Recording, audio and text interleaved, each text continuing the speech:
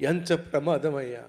అన్యులు అంటున్నారండి, ఎంత తప్పు చేస్తున్నావు, దేవుని దగ్గర నుంచి దూరంగా పారిపోతున్నావా, ఎంత పాపమయ్యా అది.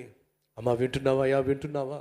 ఎవరైనా సరే జీవము కలిగిన దేవుని దగ్గర నుంచి దూరంగా వెళ్ళాలని, వాళ్ళు అనుకున్నది చేయాలని, వాళ్ళ ఇష్టం జరగాలని, వారు కోరుకున్నది పొందుకోవాలని ఎవరైనా దేవుని దగ్గర నుంచి దూరంగా వెళ్ళే ప్రయత్నం చేస్తే అది మహాపాపం. అన్యులు చూసి, ఏమిటయ్యా నువ్వు చేస్తుంది, ఎందుకు ఇంత ఘోరమైన తప్పిదం నువ్వు చేస్తున్నావు, దేవుని దగ్గర నుంచి పారిపోవడం ఏమిటయ్యా? ప్రతి ఒక్కరు దేవుని దగ్గరికి వెళ్ళాలని ఆశపడతాడు, నువ్వేమిటి దేవుని దగ్గర నుంచి దూరంగా పారిపోతాను అంటున్నావు. ఈరోజు మన మధ్య అలాంటి వారు లేరా?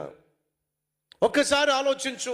నువ్వు దినదినము దేవునికి దగ్గరగా వచ్చేవాడివైనా ఉండాలి, లేదా దినదినము దేవునికి దూరంగా వెళ్ళేవాడివైనా ఉండాలి. అడుగుతున్నా, ఈరోజు నీ పరిస్థితి ఏంటి? దేవునికి దగ్గరగా వస్తున్నావా? ఒక చక్కని పాటు, దినదినంబు యేసుకునే దగ్గరగా చేరుచా. ఏంటంట? దినదినము యేసుకు దగ్గరగా చేరుచా. అడుగుతున్నా, మనం యేసయ్యకు ఏంటంట? దినదినము దగ్గరగా చేరుచా.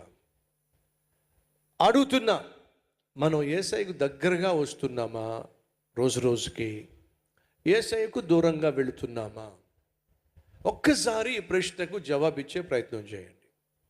ఒకవేళ నువ్వు యేసయ్యకు దినదినము దూరంగా వెళ్తున్నట్లయితే,